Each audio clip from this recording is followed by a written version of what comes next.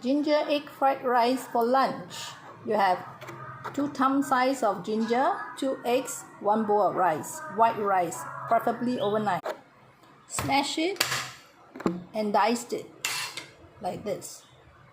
I have half tablespoon of Neptune cooking oil and half teaspoon of sesame oil. Put your ginger in the pan without oil. Fry ginger until slightly brown and fragrant.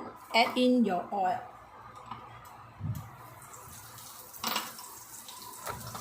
Add 1 more tablespoon of oil and add in your eggs. Break up and stir. Add the rice. Add half tablespoon soy sauce. Stir it around until you find it quite dry. There you have it.